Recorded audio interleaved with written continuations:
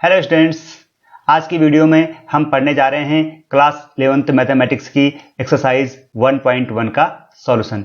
Students, class 11th का chapter first है set theory और यह प्रश्नावली बेस्ड है सेट थ्योरी के फंडामेंटल्स और उसकी डेफिनेशंस पर। तो सेट थ्योरी के फंडामेंटल्स का एक वीडियो मैंने इस चैनल पर अपलोड किया है। अगर आपने वह वीडियो देख लिया है स्टूडेंट्स, तो आप इस प्रश्नावली को बड़ी आसानी से सॉल्व कर सकते हैं। और यदि आपने वो वीडियो अभी तक नहीं देखा है तो आप उस वीडियो को देख सकते हैं। इसका लिंक मैंने डिस्क्रिप्शन में दिया है। तो उस वीडियो को देखने के बाद इस प्रश्नावली को हल करने में आपको कोई भी प्रॉब्लम नहीं आएगी। तो आइए देखते हैं प्रश्नावली 1.1 का क्वेश्चन नंबर 1। इस प्रश्न में आपको कुछ कंडीशंस दे रखी हैं और आपको बताया है कि इस कंडीशन में हम एक सेट बना सकते हैं या नहीं बना सकते।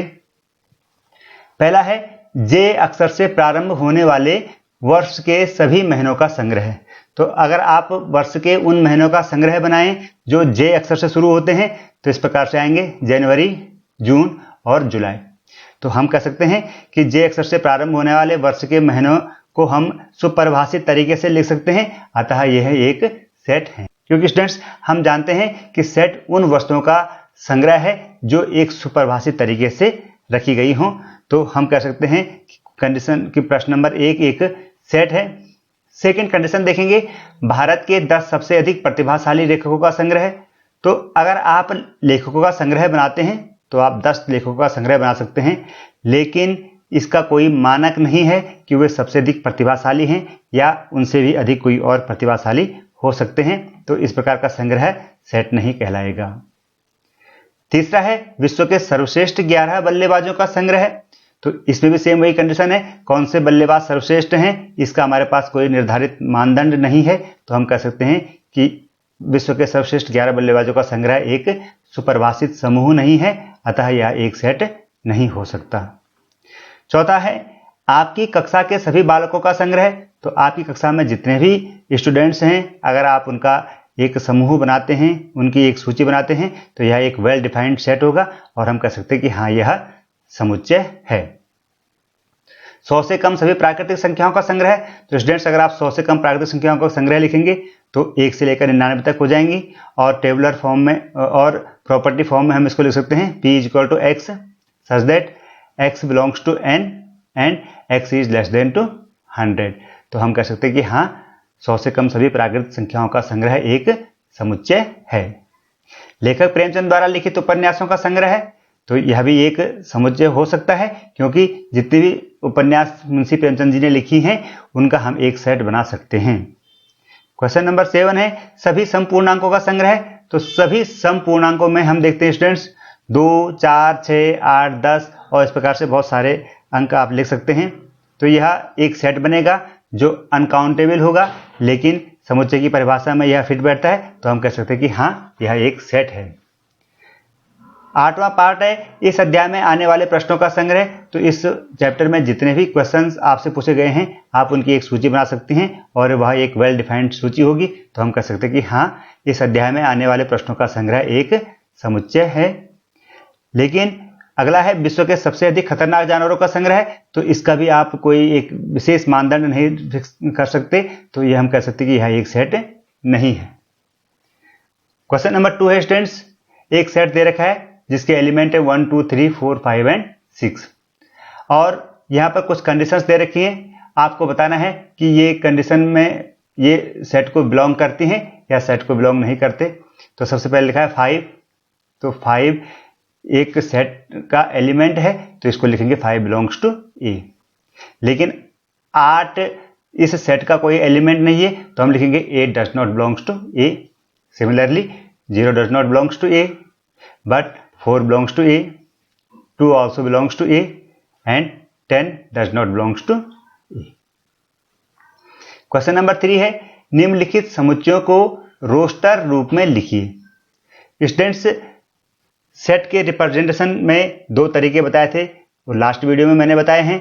पहला तरीका होता है जिसको हम बोलते हैं टेबुलर फॉर्म और दूसरा होता है जिसको हम बोलते हैं प्रॉपर्टी फॉर्म या सेट बिल्डिंग मेथड। तो यहाँ पर जो ये सेट लिखा है ये प्रॉपर्टी मेथड पे लिखा हुआ है, आपको इसे रोस्टर मेथड में कन्वर्ट करना है। तो देखो जो सेट है ए, इसकी प्रॉपर्टी क्या है कि ये सारे x का सेट है, जहां पर x क्या है, एक पूर्णांक है जो -3 से बड़ा है और 7 से छोटा है। तो अगर हम इसको रोस्टर फॉर्म में लिखेंगे तो इस तरह से लिखेंगे a इज इक्वल टू -2, -1, 0 से लेकर के 6 तक। ये -3 से बड़े हो गए और 7 से छोटे हो गए, तो वो सारे एलिमेंट्स इसमें आ गए। तो इस प्रकार से ये बन गया एक सेट और इसको लिख दिया हमने रोस्टर मेथड में। अगला क्वेश्चन है स्टूडेंट्स, बी उन सारे x का समुच्चय है जो 6 से कम है और प्राकृतिक संख्या है। तो 6 से कम की प्राकृतिक संख्या 1, 2, 3, 4 और 5 है, तो हम लिख सकते हैं b is equal to 1 to 5। C है x सच दैट x 2 अंकों की ऐसी प्राकृतिक संख्या है जिसके अंकों का योगफल 8 है। तो स्टूडेंट्स 2 अंकों की प्राकृतिक संख्या लिखें और उनके अंकों का योग 8 आना चाहिए। तो ऐसी संख्याएं कौन कौन सी हो सकती हैं? ऐसी संख्या हो सकती है, देखो 17, 7 और 1 8, फिर इसी प्रकार 26, 35, 44, 53 और फिर 62, 71 और 80। ये 2 अंकों की संख्या है और इनका योग 8 है। तो ये उन सभी संख्याओं का एक समूह हो गया, तो इसको लिख दिया हमने रोस्टर फॉर्म में। डी है students x such that x एक अभाज्य संख्या है। अभाज्य संख्या का मतलब 1, 3, 5 और 5 के बाद 7, 7 के बाद 11, ठीक है, और इसी प्रकार से आगे। और जो संख्या 60 की भाजक है, तो ऐसी अभाज्य संख्याएं जो 60 को विभाजित कर देती हैं। तो सबसे पहले तो हमें 60 के फैक्टर लिखने होंगे। तो जो 60 के डिविजर्स हैं वो हैं 1, 2, 3, 5, 4, 5, 6, 10, 12, 15, 10, 30 एंड 60। ये सारी संख्या हैं जो 60 को डिवाइड कर देती हैं। और अब इन डिविजर में देखना है कि प्राइम नंबर कौन कौन से हैं, अभाज्य संख्या है। तो देखो सबसे पहले बात करते हैं 1 की। तो 1 न तो प्राइम है और न कंपोजिट है। 2 एक प्राइम नंबर है। 3 प्राइम नंबर है। 4 प्राइम नंबर नहीं है, यह भाज्य संख्या है। और फिर 5 प्राइम नंबर है और इसके बाद कोई भी संख्या ऐसी नहीं है जो प्राइम है। तो 60 की भाजक संख्याएं हैं और अभाज्य भी हैं। तो ऐसे केवल 3 संख्याएं 2, 3 और 5। तो सेट के एलिमेंट हो जाएंगे d इज इक्वल टू 2, 3, 5। अगला है e is equal to trigonometry शब्द के सभी अक्षरों का समुच्चय। तो ट्रिग्नोमेट्री के जितने भी शब्द हैं, इन ट्रिग्नोमेट्री शब्द में जितने भी अक्षर हैं, अगर हम इनका सेट बनाएं तो इस तरह से आ जाएगा TRIGONO। अब O 2 बार आ गया तो O को दोबारा लिखना नहीं है। और इसी प्रकार से ME, फिर T को नहीं लिखना है, R को भी नहीं लिखना है, तो Y। तो इस प्रकार से ये हो गया ट्रिग्नोमेट्री शब्द के सभी अक्षरों का समुच्चय।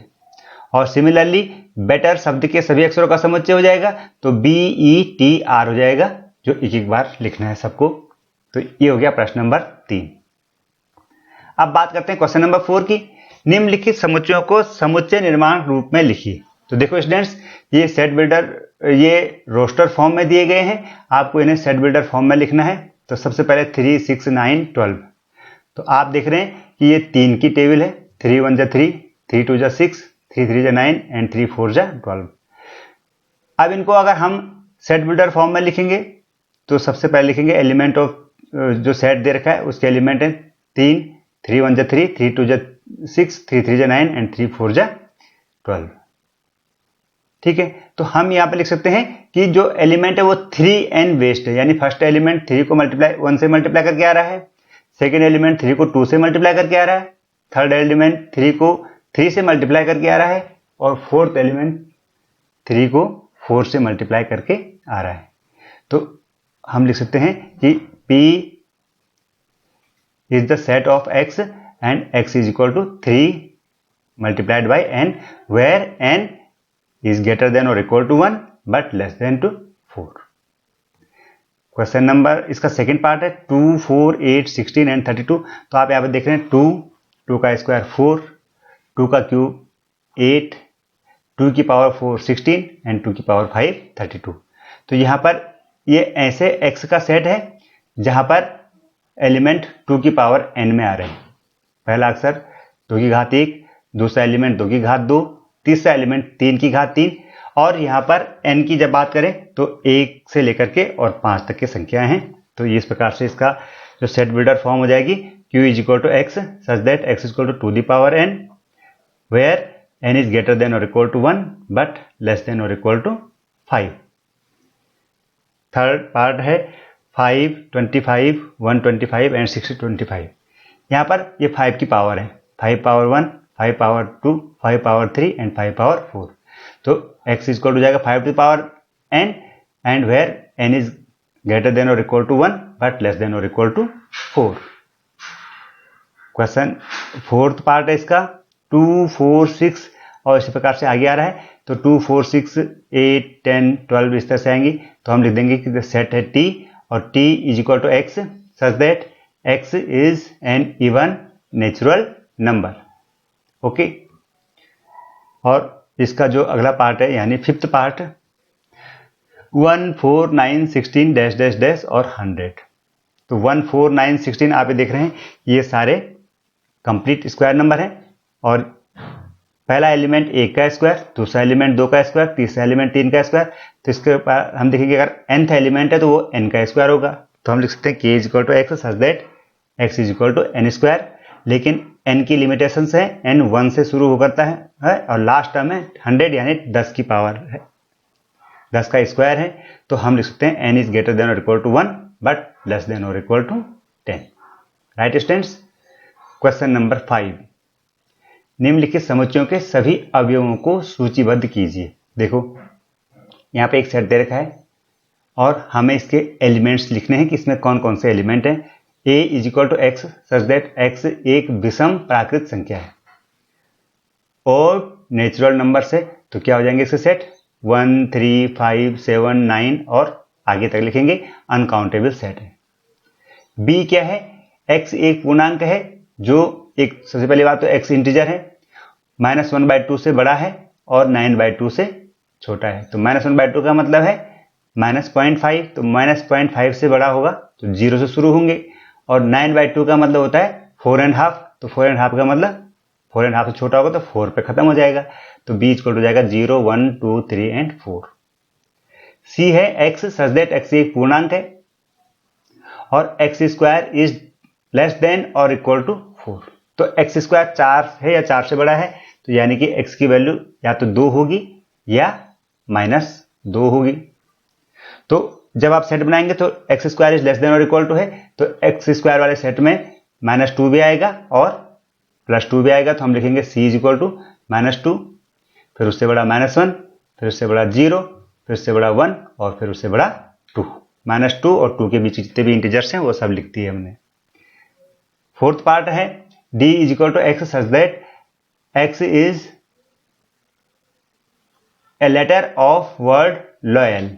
तो यहाँ पर LOYA आएगा, L 2 बार आ रखा तो यहाँ सेट में एक ही बार लिखा जाएगा।